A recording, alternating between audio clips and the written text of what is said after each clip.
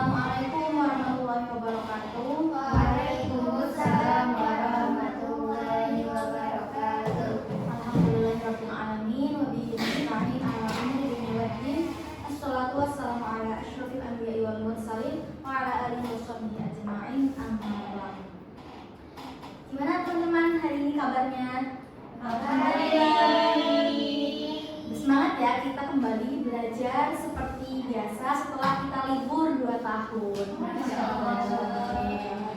Oke, terakhir kali kita membahas mengenai mata kuliah bimbingan konseling dalam konteks Qur'ani. Kita telah membahas mengenai ayat-ayat yang membahas mengenai konseling dan materi yang berkaitan ya. Oke, kita melanjutkan pembelajarannya kemarin. Hari ini kita akan belajar mengenai permasalahan pada konselor. Sebelumnya ada yang tahu nggak bedanya klien dan konselor? Siapa yang tahu? Dan Bu Atin, Atin tahu? klien itu berarti yang butuh dibimbing, yang mau konseling, terus konselor itu yang memberikan konseling. Oke, sudah bagus ya. Atin sudah mengetahui apa itu definisi konselor dan konseling. Nah, baik, kita akan belajar mengenai permasalahan pada konselor atau praktik konseling itu sendiri. Secara umum itu ada 4. Yang pertama, permasalahan pada konselor, kemudian permasalahan pada internal konselor, permasalahan pada praktik konseling, dan permasalahan pada proses konseling. Baik, kita lengkapnya kita akan belajar sekarang.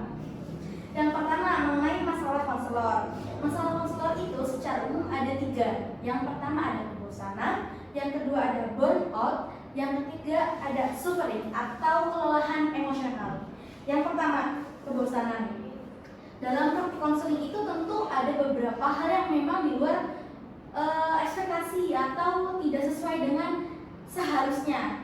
Bisa jadi ketika praktik konseling itu prosesnya itu tidak menemukan titik temu antara klien dan konselor. Jadi selama prosesnya tuh si konselor itu merasa bahwasanya praktik ini tidak menemukan jalan keluar, sehingga pada akhirnya menyebabkan kebosanan dalam diri konselor itu sendiri. Seperti itu. Kemudian yang kedua, ada burnout. Secara umum burnout ini bisa diartikan ketika kondisi seorang konselor itu merasa lelah diakibatkan terlalu banyak jam kerja di luar batas kemampuannya sendiri. Seperti itu. Nah, bentuk-bentuknya itu ada banyak yang ditunjukkan oleh konselor ketika mengalami burnout ini. Yang pertama ada sikap sinis terhadap klien, kedua ada kelelahan secara fisik, yang ketiga juga ada yang menimbulkan ketiga itu rasa tidak efektif dalam bekerja atau proses konselor itu sendiri. Nah, kemudian yang terakhir ada yang namanya suffering atau penderitaan psikologis. Nah, kondisi ini diakibatkan ketika yang pertama kan kebosanan. Nah, yang kedua itu kan burnout. Nah, ketika seorang konselor itu sudah pada fase burnout, maka setelahnya itu masuk kepada tahap fase suffering atau kelelahan secara emosional.